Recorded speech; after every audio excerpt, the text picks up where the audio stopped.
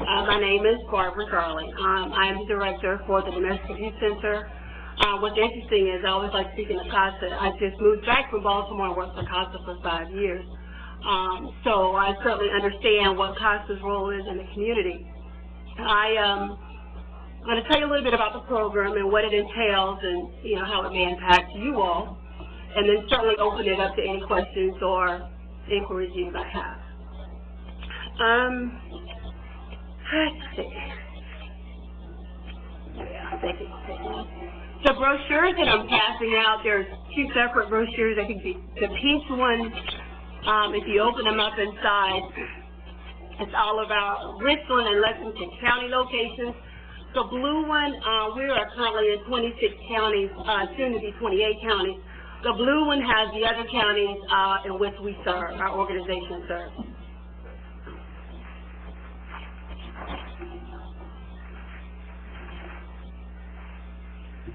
Just to tell you a little bit about who we are, the Domestic Abuse Center is a certified batterer treatment intervention program. We are certified in the state by the Department of Social Services. What that means is we provide psychosocial educational services for people involved in domestic violence. Our program is a 26-week program in which clients attend our classes. Clients come to us in a variety of ways. They come through our municipal courts. Most of our counties now have CDV or criminal domestic violence court. They come through the CDV courts. They come through Department of Social Services through social workers. They come via probation or parole. They come through PTI. Just about anybody that you could think of. More recently, getting more from behavioral institutions for a lot of individuals. So that's kind of how we get our clients. Just to take you in a step-by-step process of how it works, once an individual is assigned to come to us, they call up our office. Our central office is here in Columbia, access on Knox Avenue Drive in Casey. They call our office and they say, the judge said we had 24 hours to enroll in your program, and these forms, which are referral forms, is what either the referral source will fax to us, they'll mail it to us, or the client or the referral source will call and we take it via the telephone, either way, any of those manners. Once the client calls and says, I'm calling to enroll in your program, we get this information. If they are not in Richland or Lexington County, what we do is we have a letter for each county. Those letters are mailed out to the clients, and those letters state to them where their classes will be held, what day and what time. They get the letter. Usually we give them about 2 weeks to get work schedules, children, or whatever they need to do squared away before they have to start.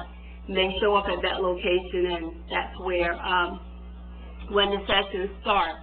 And for residents, for the purposes of your organization, Richland and Lexington County, the clients would come to orientation. We have orientation every Monday night over at our location at 989 Knox Avenue, which is right by the doctor's chair, across from Midas, not far from the Krispy Kreme. Most people make that connection. The clients here find, oh, they're the Krispy Kreme, Mom. So, and they come to our orientation from 6:30 to 8 the first week. At the first session, our assessment is $50 for the initial assessment. Thereafter, they pay $25 per week for the remaining 25 sessions. The first week is orientation. The second week is an assessment. That means that they come in at the time that they choose. They signed in, and they sit down with us, either myself, my assistant director, or 2 of our other counselors, and we have a little assessment that we do with the client, and they have a form that they fill out for us, gathering information. After the second week, they show up at whichever location is convenient for them. I think currently in Columbia, we have like 60, well, between Columbia and Lexington, probably have about 18 locations. So that means that clients don't get to say, I can't come on Monday night. We have classes on Monday, Tuesday, Wednesday, Thursday nights, Thursday mornings, no Friday classes, and we have Saturday morning classes. So that should cover people pretty much whatever their schedules are.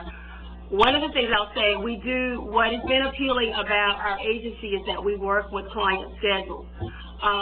If they're on a swing shift, we have people say they work at Michelin or something like that.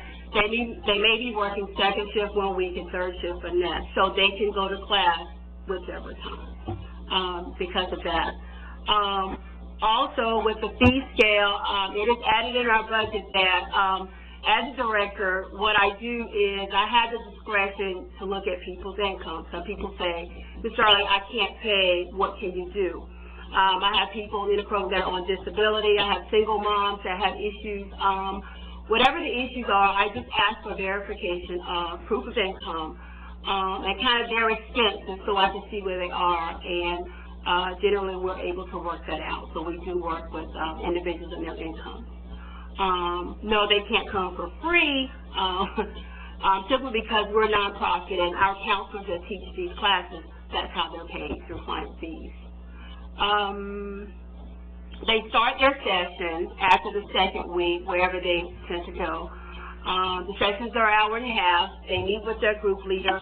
And they're told from day one there are certain rules that they must follow, one of which they have to participate in therapy. They're not allowed to sit there and just wait out their time and bide their time. They have to participate. Each group leader submits a report each week about each client, whether or not they participated, whether or not they revealed something, a life-changing event. One of the things we do run into, and we're very careful with being with victim safety, is when they say something to us that may be a threat or something to the victim, we report it to police, the referral source, that kind of thing. We refer clients out. We have clients that they're not appropriate for our program. After they start, we realize they have mental health issues. They can't sit there for an hour and a half and stay on track. We refer them to mental health. Some of the clients will say, I started using again. We send them to a rate ad. One of the things is when I go to court in Richland County and my assistant director goes in Lexington County, we say to the court, this guy's been arrested. He has a drug problem. He can't come to my agency until he's gone to Lorraine and screened and doing treatment there. And they'll often do it there, or they'll send them to Insight. So we do refer them out for whatever their issues are. They do the group. There's a report generated on each client. If they complete at the end of the 26 weeks, we send the completion to the referral source, whether it's a social worker, probation, whomever. They get a copy of the completion. If they're dismissed, the dismissal goes to the referral source. And generally they are dismissed. A lot of them will start and they just fizzle out. Life happens and they never come back. Some of them, they reoffend. It may not be the same offense, it may be. Some of them get involved and they have a general sessions charge and they have to go to general sessions and they have to do time for other things. So, of course, that takes precedent. A lot of them say, I'm out of work, I have no money, I can't do this class. I mean, I just have to do my jail time. So they'll start off where they may be doing okay, and they're like, I can't do this anymore. And South Carolina is a poor state, and a lot of my counties, money is a very real issue for people. And so that does happen. They move. A lot of people, whether they have jobs where they work for various companies, I refer people out of state all the time. We take it upon ourselves to call. We have sister agencies in a number of states, and they transfer to other states. We have people transferring in from other states. So all of that goes into the mix of so-called dismissal. That's probably about it. Most about what I've heard is most about the individual. Do they have anything to incorporate the family and the victims? The way we're set up now, we don't. There are other agencies that we may refer to, like with the women, they can go to sister care. They have a lot of, their umbrella is bigger and they have counseling even for the kids. We don't do that. What I'm hoping to see happen, my big thing, what I'd love to see happen, which will happen hopefully by the end of this year, is the couples coming in. I tell people realistically, they look at what we do and they say, oh my God, it doesn't work. They'll just come back. I said, well, the alternative is we do nothing, and the woman is still there anyway. For those of you that have worked in this arena, I will tell you 50% of the people that call in on enrollment are the woman that, it is the woman that was abused or whatever. And so that says to me she's still there, and she's still in his life. So what I'd like to see happen is that at the end of the 26 weeks that we incorporate a 12-week where the husband and the wife or the partners are able to come in, because what I hear from the men and the women, because actually 20% of my population now is female, and what I'm hearing now from men is that, oh, I go home and my wife still doesn't get it. So even if we're touching or reaching one party and not reaching the other, that other person is still pushing the buttons, it's still not working because the both of them are not being exposed. The difficulty we're going to run into that, I know, unless they want to, we can't force them. The court mandates the client, they don't mandate the spouse. So if they don't choose to come, there's nothing I can do to make them, but we want to start offering that for those who want to, at least do the couples. Well, not only the couples, I was thinking of an immigration because you got a bunch of families. Well, kids, and take the older kids, and you sit there and come in home and mom and daddy always being abusive or something, and it generally affects. Right. We won't do that because kids are a whole different umbrella and ballgame. When you start getting into kids counseling, there are additional regulations and rules, and the environment is often with the parents. It's not pretty. It can become volatile. The men in the group will women bash, which we stop. You know, it's not, I don't think it's appropriate oftentimes for the child. So usually, you know, the counseling with the children will be separate. It's just it could get kind of raw with the adults, with what they've gone through. And so that's a whole nother kind of thing. I agree with you, and there are people that do that, like I said, sister care incorporates that. But they can do that because they're confined to this region. With me being in 26 and 28 counties, it is impossible for me. Children issues are very diverse. You have to be especially careful, and it gets to be probably more responsibility than I would take on being long distance and not being hands-on. But I certainly agree with you, which is why DSS will order parents to come through us, so that the environment at home will hopefully get better. I agree. You have a set program in which there's like a topic every week? Right. Our curriculum, that's a big thing for me now. I don't like our curriculum. We use the Duluth model, which is common for what we do. To me, the Duluth model is outdated. They give topics and subjects. They talk about anger management. They talk about control. They talk about owning up to what you've done. They talk about stressors and strains that cause strains in a marriage and that kind of stuff.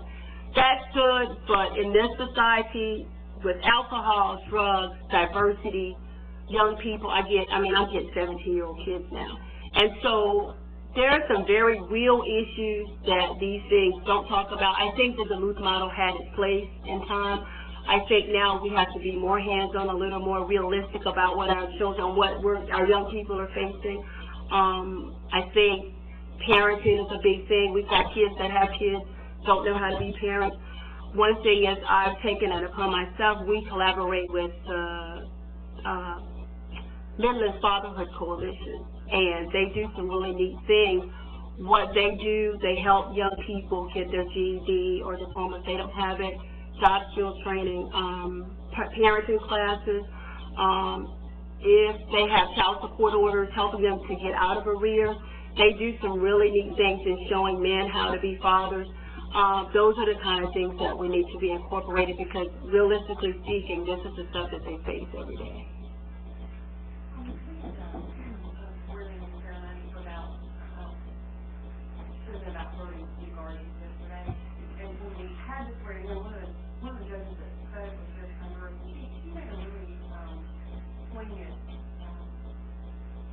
Aphrodite Contours? She said something poignant that kind of stuck with me, and it ties into what you're saying, that a lot of the families that we're trying to serve and children, they are disjointed. And a lot of the parents or their family members that are homeowners using jobs renting housing and all that, they're just disjointed in the sense that they'll start something with good intention and then drop out, like you were talking about your program. And I guess my question is, if we have parents that we refer to, the domestic abuse center, if it's a 26-week long course, and they say they complete 19 weeks of that, and then drop out, do they get credit for that and start back up at that point, or do they have to start all over again? The only way I'll let people come back, medical reasons, something that's beyond their control. But no, I can't for two reasons. One reason is the way we're funded and the way we're set up as a certified treatment. We are accountable for 26 classes, which means that if I'm audited or whatever, I have to show that these individuals have done 26 classes. And if they have not, I need to have a compelling reason as to why they have not. So anybody that hadn't done 26 classes, I mean, I've had mothers that have been pregnant and had terrible pregnancies and been on bed rest. I will allow them to come back. People that are out for surgeries, various reasons, a child, just, you know, if it's legitimate, they can stop and come back. But just kind of like, oh, I don't want to do this right now. Let me get myself together. I've got a new boyfriend, and then in 6 weeks no. If they stop and they're dismissed, they have to start the process. And the thing about it, it's a therapeutic process. You lose something when you're just allowed to come in and out of it and not stick with it. And one of the things I tell my clients is that the court, you are accountable. You're in this program for most of you as a diversionary so that you didn't have to go to jail. So, because we allow you to do that, if we allow you not to follow the rules, you circumvented the law. Because you didn't have to pay the court and you didn't have to do jail. So the court, the judge is looking for me to make sure that there's some accountability for this client. So if I allow them, which I explain to them all the time, because they ask me all the time, can I just pay the money and not come to class? And I said, so I go to a judge and say, you came to class and you didn't. As soon as you're mad at me, of course, you know, that's just how it works. But understanding that they need to be accountable for whatever. One thing I'd like to say I didn't say was that I'm one of probably a few people that believe that people that come into this program are on a spectrum. Everybody that I get is not an abuser or a batterer. The new law, effective last year, January, is so broad until I have people in my program who've been married 40 years, never had an altercation, but get in an argument and a neighbor calls the police. I've had people that are going through divorce and one spouse is so pissed off that they will break something, and when law enforcement comes out, they say that the spouse does. It is unbelievable how people end up. I have doctors, I have nurses, I have teachers. People have the notion that the people in these classes are a certain socioeconomic or a certain race or certain status. Forest Acres, from Forest Acres to Gaston to Batesville, Batesburg, Leesville. I mean, it runs the gamut. There's no particular type person that I have in this agency. And it's a little scary. It's really easy to be arrested for it. Law enforcement, when they come out, if they can't figure out what's happened, 9 times out of 10, the woman gets the benefit of the doubt. I mean, I probably see 25 men a week that come in, and I do evaluations. And across the board, what you will hear, not that I think all of them are blameless, but I know that if someone's been law-abiding for 40, 50 years, it's kind of unlikely that all of a sudden you're just this horrible person. Across the board, they will say, the police never even asked me what happened. They talked to my wife and they put me in the car. So whatever the wife chose to tell, and people, it happens. People go, oh, that's not, yes, it is. I have military people in my group, and they come in and they say, you know, my wife's mad. I asked for a divorce. She tore up the house. Police came out, and she said, I tore up the house. Here I am arrested, you know, and it's unbelievable how people end up with. So when you hear about the organization and people tend to say, oh, you know, they're not concerned because they think it's a certain type of person, I guarantee you will be floored by who's in that program, and you will be floored under which circumstances, how easy it is to come in. Last week I had a lady who's a registered nurse and agent, and she and her boyfriend were sitting in a car having a discussion. She said it got a little heated. There was gesturing. The police officer asked both of them to step out of the car. and he said, you're arguing, and, you know, this is in a public place. I mean, basically, he arrested them. She's in fear of losing her nursing license because of it, and he's an engineer at a company. I mean, it's just unreal how easy it is to be charged with CDV. I guess I'm going to ask this question that makes me silly. Will you define domestic abuse then? Can you define that for us? Because I feel like I'm unclear. What I thought was... The law, South Carolina law says, anyone who is in fear of their safety due to actions, words, or actions by someone else, and that person having the immediate ability to carry it out.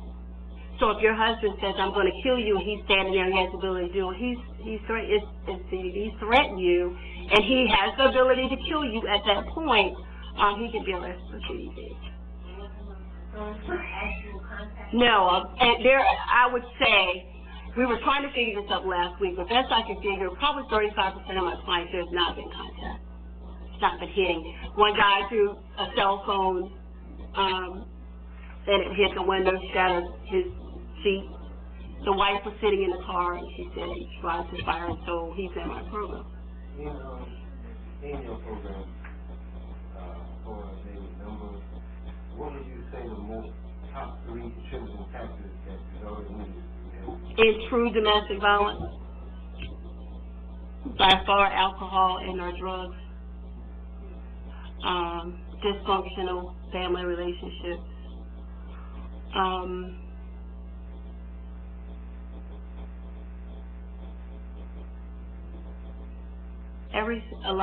that's probably the top 2 because there's so much that stems. When I sit down and ask them about their background, a number of them watched parents fighting growing up. It was not outside of the norm. Or watching mom having boyfriends and being beaten or being abandoned by a father. I have one guy that came in last week. He's 17. His mom has 6 other children, and his dad comes home just long enough to impregnate his mom, and he's gone for whatever reason. This young boy works 60 hours a week at Burger King so he can take care of 6 other siblings, and he has become the father. He says, I love my mom. I said, but you're angry at your mom. He says, no, I'm not. I said, yes, you are. He said, and he cried. He said, yes, I am. I'm 17, and I have 6 siblings that I can't leave behind. And I saw something in him, which is why I referred him to the Midlands Coalition, because anybody that's conscientious enough to work 60 hours a week to take care of younger siblings, then there's something inherent in you that's not all bad, even though you and your girlfriend got in an argument. And I said to him, he said, you know, I don't know how to be a father. He also has a 10-month-old son. So it's a cycle and it perpetuates. And I said, you know, it's not all bad now that you're getting help, you're young enough to do something about it. But I mean, 17, 18-year-old kids, it is scary. And they have kids of their own.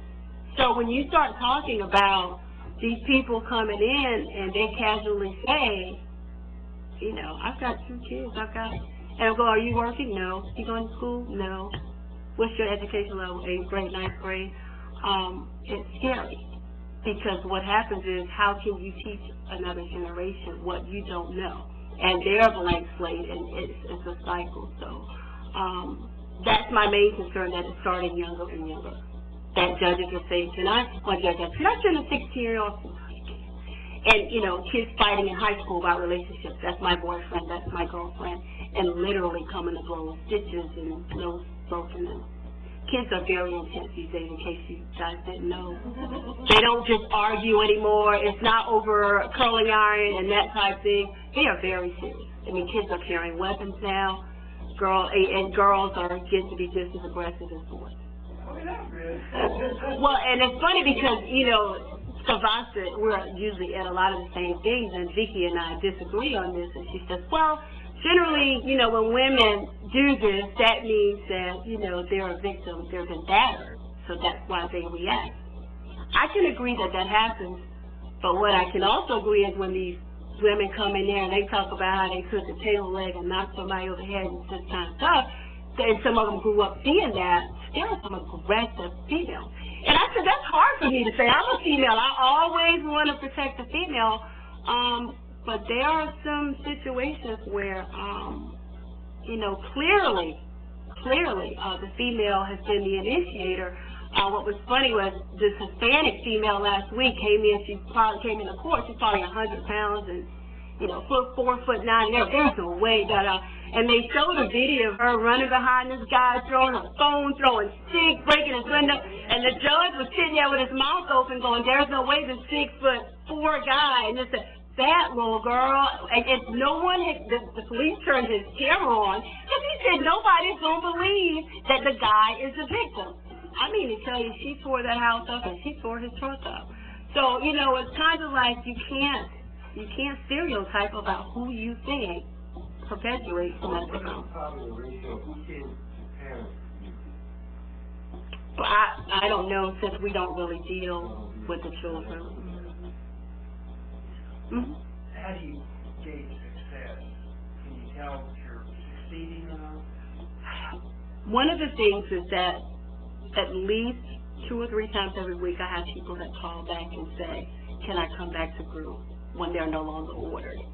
You don't follow up with them like a year later, 2 years later? It's very difficult because if you deal with this population, what you realize is they're very transient. They will change addresses with me 2 or 3 times before they're done in 26 weeks. I go, "I sent you a letter." "Oh, I'm not there anymore." Now we see, especially we have a growing Hispanic population. I have 2 groups in Richland County are just Hispanic groups. Greenwood, York County, the same thing. Orwee, we're about to do the same thing. So when people are that transient, it is very difficult to track. What we try to do is, with law enforcement, what I'm in the process of doing is trying to track them to see if they're re-involved in something like that. But honestly, it's just almost impossible. Provide you the money, they don't have some kind of way to judge whether they put money in someplace they should or not. Well, they look at your numbers. Well, the thing, like I said, there's so much that goes into it. People like to ask me, and I'll be honest, I don't have a clear answer. I have an estimate, but what about your recidivism rate? And my standard answer to that is, when you talk about people coming back in the program, what you're looking at, like I said, people that drop out for health reasons. I have young mothers that drop out because they can't keep up with the fees, or they don't have a babysitter, they can't come to class. I'm in rural Jasper County. I don't have anybody to keep 3 kids so I can go to class, realistically speaking. I have people who, the money, the illness, the single mom. You have people that simply leave the state. They have warrants for other things, and they, their roommate will say, "They're gone. I don't know where they are." We have people, of course, that we offend. There's just a number of things. But if I really, with me just starting this job in July of last year, a lot of that wasn't kept really well. But what I've been able to ascertain, I would hazard a pretty safe range to say probably at least 55 to 60% of our people don't come back. And when I looked at that meant that I went through the computer and looked at the top, we have a little window, how many times, which appearance, and for that many people, it was 1 versus a second time, that kind of thing. So my best guess, I'd say 55, maybe 60%, maybe generous, but at least 55%. Yeah.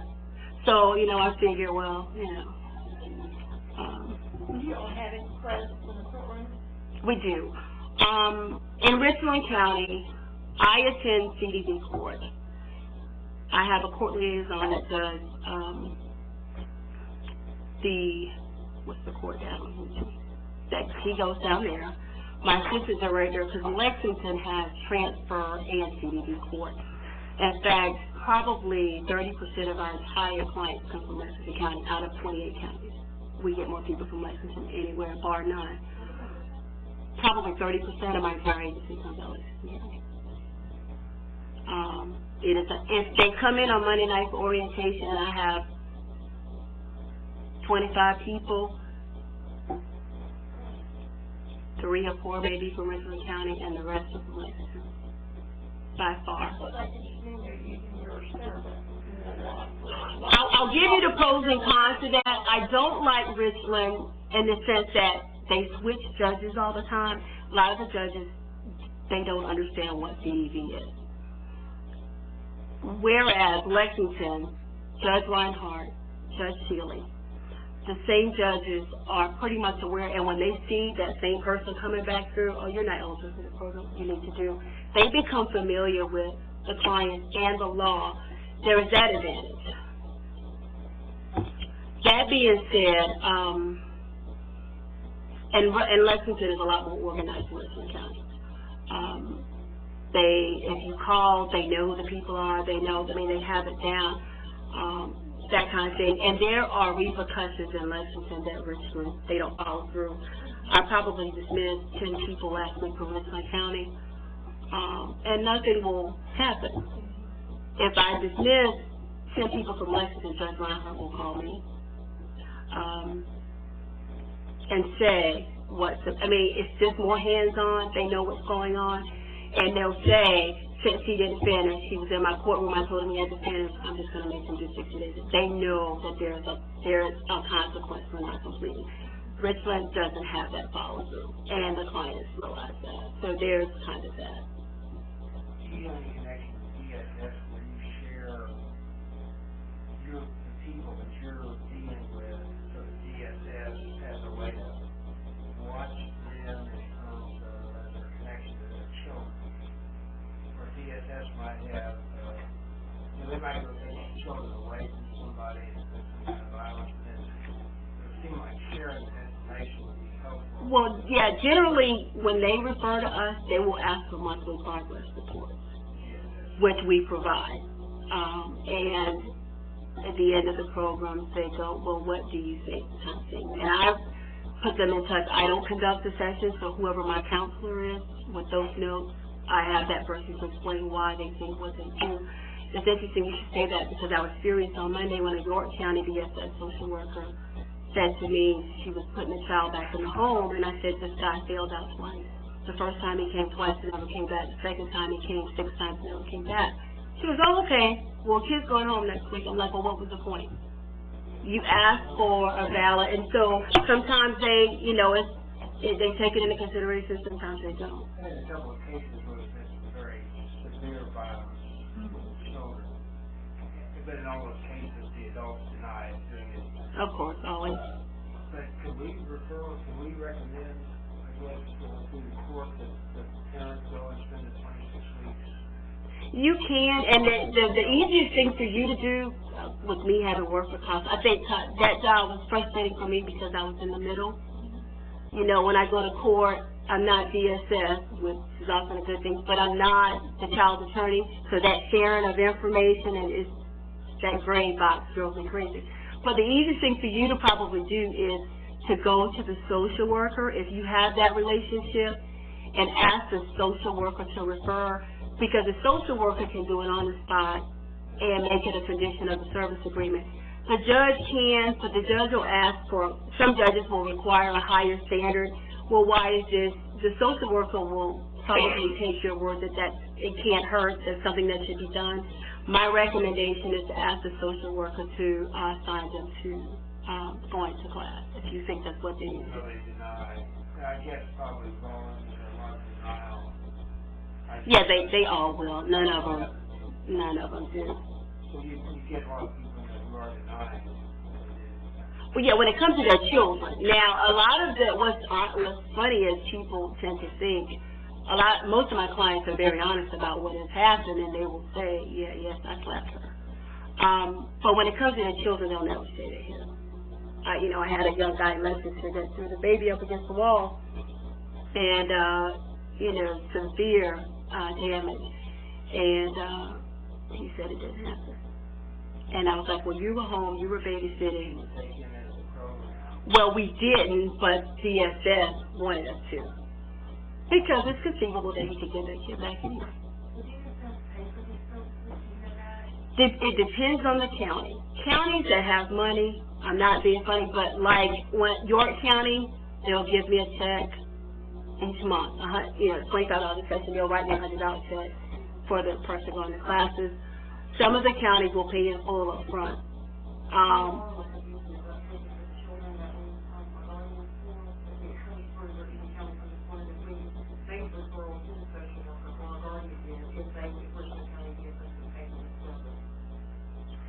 It's a county by county. I don't know how they operate. Some of the smaller counties say we can't afford to do it.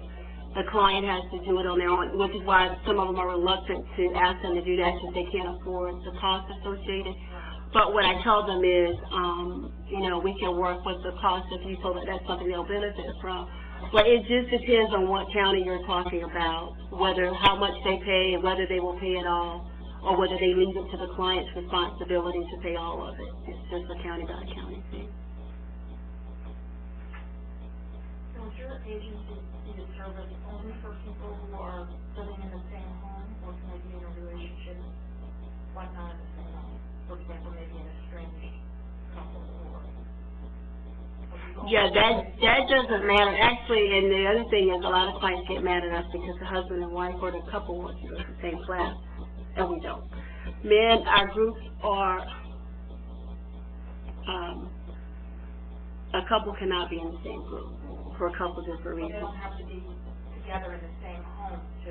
No. And if they come as a couple, they get a reduced rate, because if they go to court, especially the ones in the same home, well, you know, you think about it being from the same house and you want both of them to come, you're asking for them to take $100 out of their pocket the first week and $50 every week.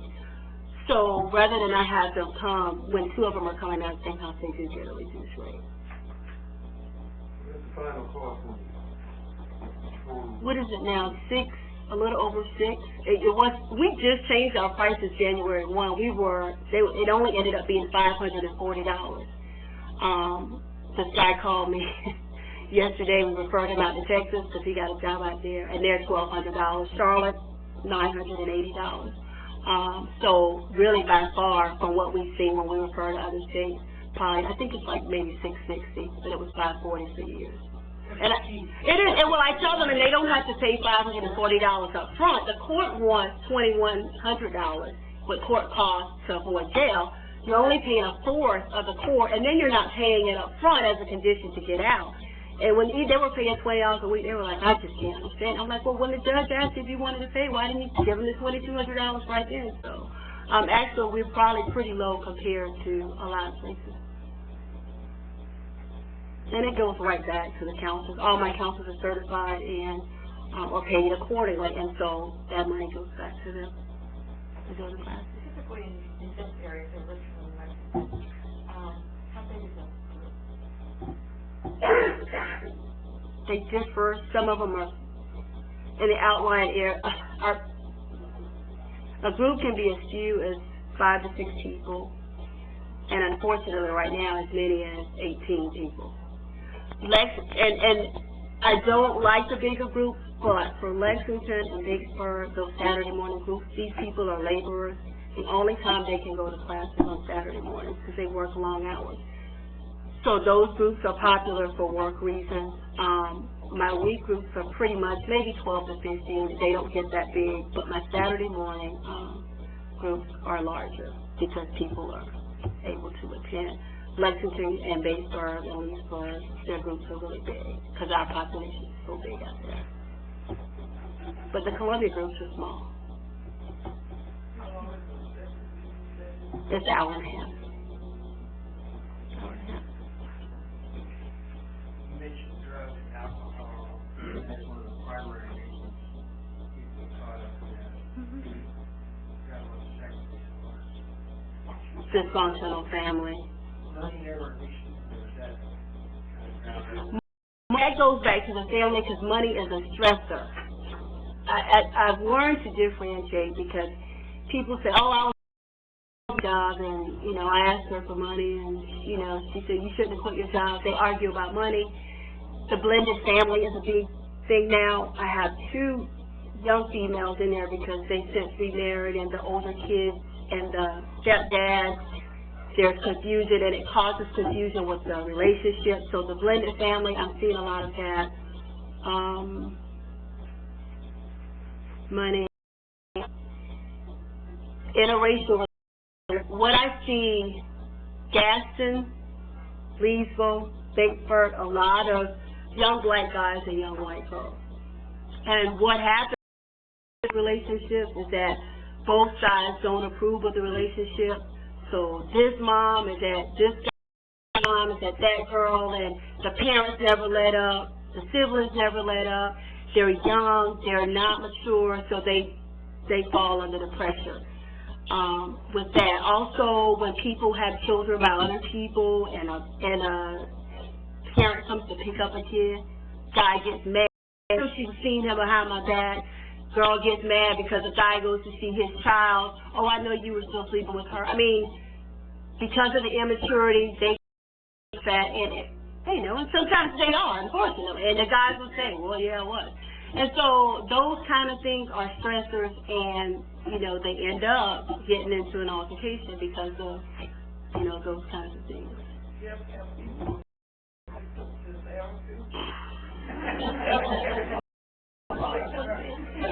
Maybe a better question is, who isn't resistant to therapy? Most of them don't think that they should be there.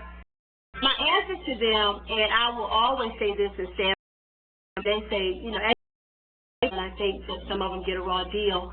I say, you know what is prior to you coming here? There's nothing I can do about that. But what I will blame you for is that you need to learn is that what is healthy and what is not. If you're in a situation and it is not a good one, if you're constantly constantly in turmoil, they say, oh, she said she's going to send me back, and I'm like, someone that would threaten you with jail is not someone you should be with. But I for is removing your a situation that's not good. I'm not saying you initiated it, but you need to learn cues. You need to learn to recognize when someone is really calling. That's probably not somebody to. I say to advocate people leaving, divorce. That's not my place. But you need to make some healthy decisions. It comes down to it. Is this person? They have my best interest at heart. If you don't, then it's hard. You got to be on your brother's for 3 months until you get another place to live.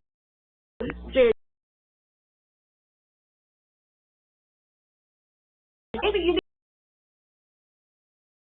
to be aware, be able to get to get, and so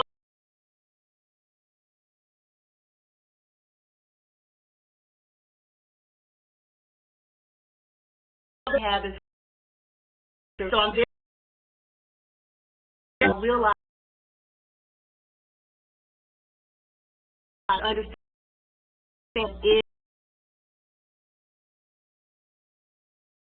is the hard one to say or being basically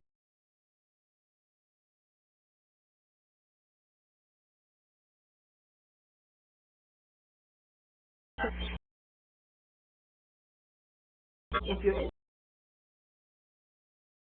not, you don't kind of afraid that they need, but I got, I said, you I just and yeah,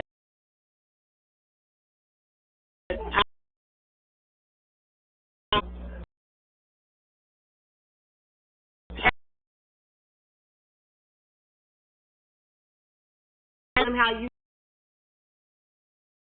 know, maybe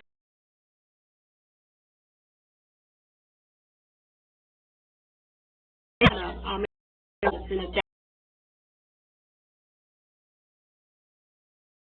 that gives them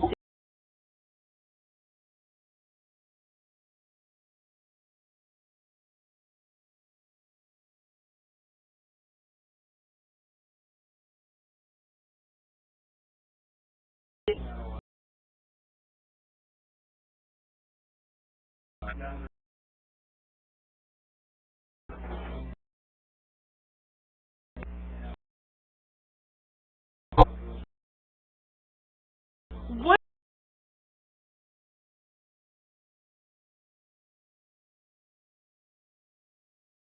I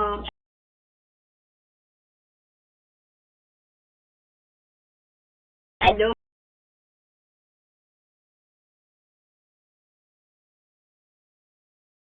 bounce